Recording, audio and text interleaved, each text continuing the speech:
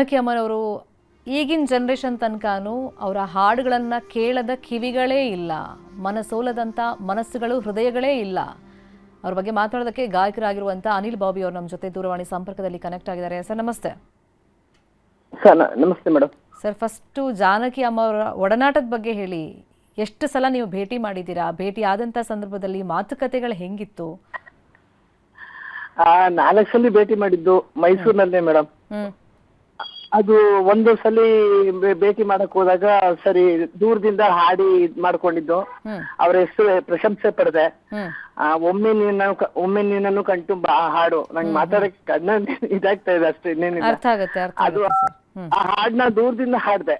ದೂರದಿಂದ ಹಾಡಿದ ತಕ್ಷಣ ಅವ್ರು ನನ್ನ ತಬ್ಬೆಬ್ಬಿನ್ನು ಒಂಥರ ಇದಾಗ ನೋಡ್ಬಿಟ್ಟು ಖುಷಿ ಆದ್ರು.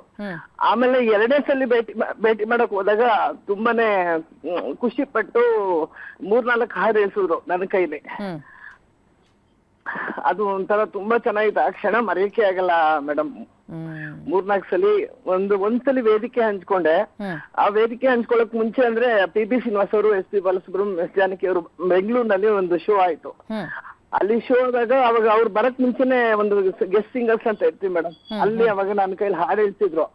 ಅದನ್ನ ಆಕ್ಚುಲಿ ಅವ್ರ ಬಂದಾದ್ಮೇಲೆ ಆ ಹಾಡು ಅಂದ್ರೆ ನಮ್ದು ಸ್ಟಾಪ್ ಆಯ್ತು, ಅವ್ರದ್ದು ಸ್ಟಾರ್ಟ್ ಆಯ್ತು.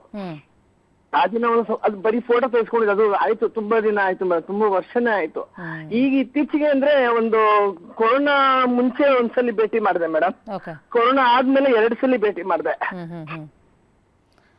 2-3 ಸಲ 3-4 ಸಲ ಭೇಟಿ ಮಾಡಿದ್ ಮೇಡಮ್. ಅನಿಲ್ ಬಾಬಿ ಅವರೇ, ನಿಮ್ ದುಃಖ ನಮಗೂ ಅರ್ಥ ಆಗುತ್ತೆ. ನಾನು ಅವ್ರ ಅಭಿಮಾನಿನೇ. ಈ ಸಂದರ್ಭದಲ್ಲಿ ಅವ್ರ ಸಾಧನೆಗಳ ಬಗ್ಗೆ, ಅವ್ರ ಗಾಯನದ ಬಗ್ಗೆ ಗೊತ್ತಿಲ್ಲದೆ ಇರೋರಿಗೆ ಅವ್ರ ಬಗ್ಗೆ ತಿಳಿಯದ ಮಾಹಿತಿಗಳನ್ನ ನಾವು ಜನರಿಗೆ ತಿಳಿಸೋ ಪ್ರಯತ್ನ ಮಾಡೋಣ. ಈಗ ಕೆಲವರು ನಟನೆ ಮುಖೇನ ತಮ್ಮ ಎಕ್ಸ್ಪ್ರೆಷನ್ಗಳನ್ನು ತೋರಿಸ್ತಾರೆ. ಜಾನಕಿ ಅಮ್ಮ ಅವರು ತಮ್ಮ ಗಾಯನದ ಮುಖೇನ ಕ್ವೀನ್ ಆಫ್ ಎಕ್ಸ್ಪ್ರೆಷನ್ಸ್ ಅಂತಾನೆ ಹೆಸರನ್ನ ಪಡೆದವರು. ಅಂದ್ರೆ ಆ ಭಾವನೆಗಳ ಅಭಿವ್ಯಕ್ತಿ ಇದೆಯಲ್ಲ, ಒಬ್ಬ ಗಾಯಕನಾಗಿ ನೀವು ಹೆಂಗ್ ಅದನ್ನ ಹೇಳ್ತೀರಾ?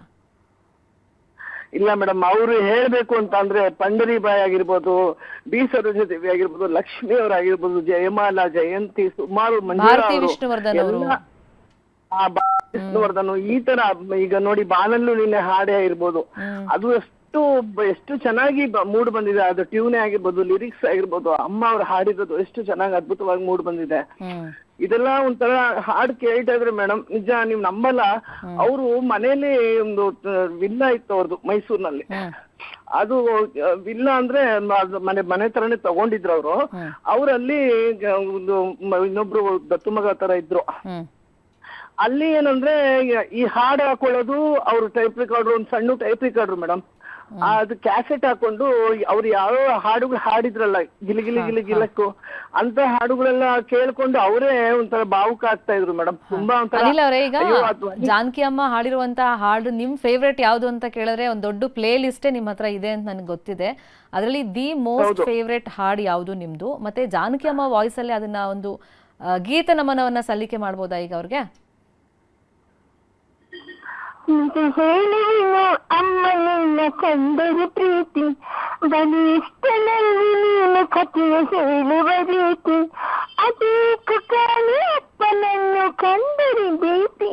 ಇದು ಮಗು ವಾಯ್ಸ್ ಮೇಡಮ್. ಅವ್ರದ್ದು ಒಂಥರ ವಾಯ್ಸ್ ಪೆಕ್ಯುಲರ್ ಅಂತೀವಲ್ಲ, ಅದು ಈ ತರ ಇಲ್ಲ. ಒಂದು ಯಾವ್ದೋ ಸ್ಯಾಡ್ ಸಾಂಗೇ ಕೊಡ್ಲಿ, ಎಂತ ಸಾಂಗೇ ಕೊಡ್ಲಿ ಮೇಡಮ್, ಅವ್ರು ಒಂಥರ ಮೇವು ಗಾಯಕಿ ಅಂತಾನೆ ಅವ್ರಿಗೆ ಹೆಸರು. ಅದೇ ನಾನು ಹೇಳಿದಲ್ಲ, ಕ್ವೀನ್ ಆಫ್ ಎಕ್ಸ್ಪ್ರೆಷನ್ಸ್ ಮತ್ತೆ ವಾಯ್ಸ್ ವೇರಿಯೇಷನ್ ಇವರಿಂದ ತುಂಬಾ ಜನ ಕಲ್ತಿದ್ದಾರೆ.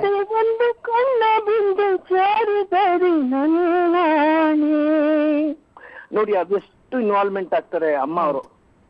ಆ ತರನೇ ಆಗಿರ್ಬೋದು. ಎಂತ ಸಾಂಗ್ ಆಗ್ಲಿ ಮೇಡಮ್, ಒಂಥರ ಗಾನಕ್ಕೆ ಹೋಗಿಲ್ಲ ಅಂತಾನೆ ಅವ್ರಿಗೆ ಬಿರುದು. ಅದೊಂದು 2 ಲೈನ್ ಹೇಳಿ ಅನಿಲ್ ಅವರೇ. ಒಂದೇ ಒಂದು ಕಣ್ಣ ಬಿಂದು ಜಾರಿದರೆ, ಸುಂದರವಿಯಾಗಿ ಬಾ, ಭೂಮಿಯಾಗಿ ನಿನ್ನ ಪ್ರೀತಿ ಇಲ್ಲ ನನ್ನಾನೆ, ನೋವಿನ ಬಾಳಿಗೆ ಧೈರ್ಯವೇ ಗೆಳೆಯ, ಪ್ರೇಮದ ಚೋಡಿಗೆ ತಾಕದು ಪ್ರಳಯ, ಭೂಮಿಯಾಗಿ ನಾನು ಹೋಗಿ ಚಿಂತೆ ಬೇಡ ನನ್ನಾನೆ, ನಿನ್ನ ಜೊತೆ ಎಂದು ನಾನು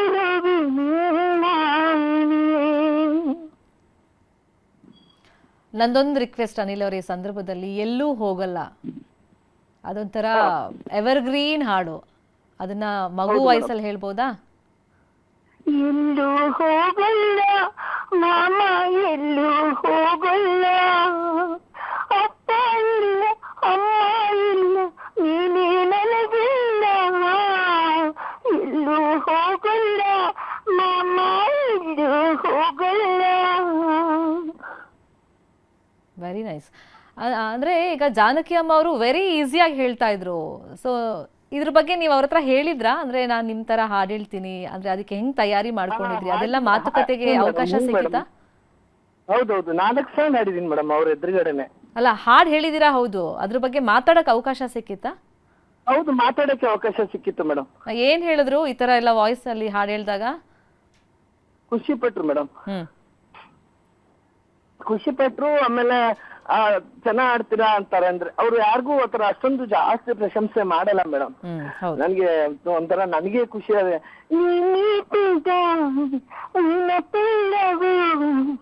ಇದು ತುಂಬಿ ಹಾಡಾಗಿದೆ,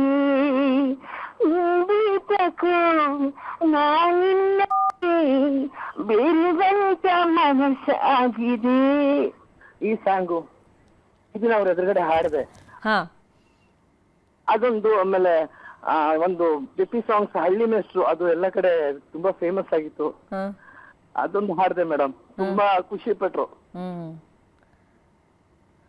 fine, thank you Anil Babi ಅವರೇ, ನ್ಯೂಸ್ 18 ಜೊತೆ ಮಾತನಾಡಿದ್ದಕ್ಕೆ. ನಿಮಗೂ ಆಲ್ ದ ಬೆಸ್ಟ್. ತುಂಬಾ ಚೆನ್ನಾಗಿ ಹಾಡು ಹೇಳ್ತೀರಾ, ಹೀಗೆ ಮುಂದುವರಿಸಿ. ಇದು ಜಾನಕಿ ಅಮ್ಮ ಅವರು. My grandmother lived life on her own terms. That's what shaped her legendary career. So now I will not only remember her voice, but her gentle nature, kindness, humility, which will stay with me forever. Thank you so much to the Karnataka state government for giving her the send-off that she deserves. Everywhere in India is her home. She has sung in all languages of the country, and she belonged to the nation. She belonged to the world. Okay, so she's a free spirit, and she will always be in all of our hearts. She has a childlike spirit. Anybody who knows her laughter and childlike nature and timeless wisdom. She will never be gone. Nanamma is very hard because everybody knows about her legacy, everybody knows about her body of work.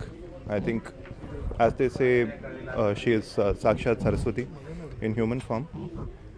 So more than that, what really stood out for me always with her was the way she was kind and embracing and immediately accepted everyone into her life with so much love. And you can see that every fan here, everyone you've spoken to, has had a story to tell about her with her. So she lived a life where she was surrounded by, people that she loved, people who loved her more than life itself. And what better life can one lead than that? I think it has been amazing to be in her presence, and I'm sure her presence will continue to resonate all around us in her music. ನನ್ನ ಜೊತೆ ಜಾನಕಿ ಅಮ್ಮನವರ care taker ಆಗಿದ್ದಂತಹ Pavan ಅವ್ರು ನನ್ನ ಜೊತೆ ಇದ್ದಾರೆ. ನಾನು ಅವ್ರನ್ನ ಮಾತಾಡ್ತೀನಿ. ಸರ್, ಅಮ್ಮನವರು ಎಷ್ಟು ವರ್ಷಗಳಿಂದ ಮೈಸೂರಲ್ಲಿದ್ದರು, ಯಾವ ರೀತಿ ಇರ್ತಿದ್ರು, ಮೈಸೂರನ್ನೇ ಪರ್ಟಿಕ್ಯುಲರ್ಲಿ ಯಾಕೆ ಇಷ್ಟಪಡ್ತಾರೆ? ಕಾನ್ಸ್ಟೆಂಟಾಗಿ 2018ರಿಂದ ಸತತವಾಗಿ ಅವರು ಮೈಸೂರೇ ಸರ್. 90 ಭಾಗ ಅನ್ಬೋದು. ಹೈದ್ರಾಬಾದಲ್ಲಿ ಹೋಗಿರ್ತಿದ್ರು, ಬರ್ತಾಯಿದ್ರು, ಹೊರಗಡೆ ಚೆನ್ನೈಗೆ ಹೋಗ್ತಾಯಿದ್ರು, ಹೈದ್ರಾಬಾದ್ಗೆ ಹೋಗ್ತಾರೆ, ವೈಜಾಗ್ ಹೋಗ್ತಾಯಿದ್ರು. ಆದರೆ ಅವರು ಕಾನ್ಸ್ಟೆಂಟಾಗಿ ಮೈಸೂರಲ್ಲೇ ಇರ್ತಾಯಿದ್ರು ಸರ್. 2018ರಿಂದ ಎಲ್ಲರಿಗೂ ಪ್ರೀತಿ ಕೊಡಬೇಕು ಅನ್ನೋದೇ ಆಸೆ ಸರ್ ಅವ್ರಿಗೆ, ಅಷ್ಟೇ. ಅದು ಬಿಟ್ಟರೆ ಇನ್ಯಾವುದೇ ಆಸೆ ನಾವು ನೋಡಿಲ್ಲ ಹತ್ರದಿಂದ. ಅವ್ರು ಅಷ್ಟು ಆಸೆ ಎಲ್ಲ ಇರ್ತಿದ್ರೆ ಅವ್ರು ಈ ಥರ ಇರ್ತಿರಲಿಲ್ಲ ಅಂತ. ದೊಡ್ಡ ಬಿಗ್ ಸೂಪರ್ ಸ್ಟಾರ್ ಅಲ್ವೇ? ಮೈಸೂರನ್ನ ಯಾಕೆ ಅಷ್ಟೊಂದು ಇಷ್ಟಪಡ್ತಾ ಇದ್ರು ಅವರು? ಎಸ್ಪೆಷಲಿ ಇಲ್ಲಿ ನೀವಿದ್ರಿ, ನವೀನ್ ಅವರಿದ್ದರು, ಈ ಒಡನಾಟ ಹೇಗೆ ಬೆಳೀತು ಸರ್? ಮೈಸೂರಲ್ಲಿ ಮುಖ್ಯವಾಗಿ ಮೇಯ್ನ್ ಅಂದರೆ ನವೀನ್ ಕಡೆಯಿಂದ ನವೀನಾದಿಯಾಗಿ ಇಲ್ಲಿ ಡಾಕ್ಟರ್ಸ್ ಎಲ್ಲ ತುಂಬ ಅಮ್ಮಂಗೆ ದೊಡ್ಡ ಫ್ಯಾನ್ಸ್ ಇದ್ದಾರೆ. ಡಾಕ್ಟರ್ ನಿತಿನ್ ಸರು, ಡಾಕ್ಟರ್ ನಟಶೇಖರ್ ಸರು, ಡಾಕ್ಟರ್ ಕಾರ್ಯಪ್ಪ ಸರು, ಹಾಗೆ ಅಲ್ಲವ್ರು ತುಂಬ ಜನಗಳ ಹೆಸರು ಹೇಳೋಕ್ಕಾಗಲ್ಲ ನಾನು. ನಿತಿನ್ ಶ್ರೀಚಂದ್ ಸರು ಅವರೆಲ್ಲ ತುಂಬ ಆ್ಯಸ್ ಎ ಡಾಕ್ಟರಾಗಿ ಅವ್ರನ್ನ ಟ್ರೀಟ್ ಮಾಡ್ತಿರಲಿಲ್ಲ. ಫ್ಯಾನ್ಸಾಗಿ ಬರೋರು, ಫ್ಯಾನ್ಸಾಗಿ ಬಂದು ಆಶೀರ್ವಾದ ತೊಗೊಂಡು ಟ್ರೀಟ್ ಮಾಡ್ಬಿಟ್ಟು ಹೋಗೋರು. ಮತ್ತು ನಾವೆಲ್ಲ ಬಾಯ್ಸ್ ಎಲ್ಲ ಇಲ್ಲಿದ್ದೀವಲ್ಲ ಫ್ಯಾನ್ಸ್ಗಳ, ಅದರಿಂದ ಮೈಸೂರು ಅಂದರೆ ತುಂಬ ಇಷ್ಟಪಡ್ತಾಯಿದ್ರು. ನೀವು ಕೊನೆಯದಾಗಿ ಯಾವಾಗ ಮಾತಾಡಿದ್ರಿ, ಏನೆಲ್ಲ ವಿಚಾರಗಳು ಚರ್ಚೆ ಮಾಡಿದ್ರಿ? ಸರ್ ಇಲ್ಲಿಂದ ಹಾಸ್ಪಿಟ್ಲಿಗೆ ಕರ್ಕೊಂಡು ಹೋಗಿದ್ದೆ ನಾವು. ನವೀನ್ ಅವ್ರ ಮದರ್ ಬಂದು ನೀವು ಚಾನ್ಸ್ ತೊಗೋಬೇಡಿ, ಸಾಕು ಮನೇಲಿ ಟ್ರೀಟ್ ಮಾಡಿಸಿದ್ದು ನೀವು ಹಾಸ್ಪಿಟ್ಲೈಸ್ ಮಾಡಿಬಿಡಿ ಅಮ್ಮನ್ನ, ಯಾಕೋ ಪಾಪ ತುಂಬ ವೀಕ್ ಆಗಿದ್ದಾರೆ, ಈ ಥರ ಯಾವಾಗಲೂ ನೋಡಿಲ್ಲ ನಾನು ಅವ್ರನ್ನ ಅಂತ ಹೇಳಿದ್ಕೆ ಇಮ್ಮಿಡಿಯೇಟ್ ನಾವೆಲ್ಲ ಸೇರಿ ಅಮ್ಮನ್ನ ಹಾಸ್ಪಿಟ್ಲಿಗೆ ಕರ್ಕೊಂಡೋದ್ವಿ. ಹಾಸ್ಪಿಟ್ಲಿಗೆ ಕರ್ಕೊಂಡು ಹೋಗ್ಬೇಕಾದ್ರೂ ಕೂಡ ಆಂಬ್ಯುಲೆನ್ಸಲ್ಲೂ ಕೂಡ ಮಾತಾಡಿದ್ವಿ ಅಮ್ಮನ ಜೊತೆ ನಾವು. ಜಾನಕಿ ಅಮ್ಮ ಅವ್ರ ಬಗ್ಗೆ ಮಾತಾಡೋದಕ್ಕೆ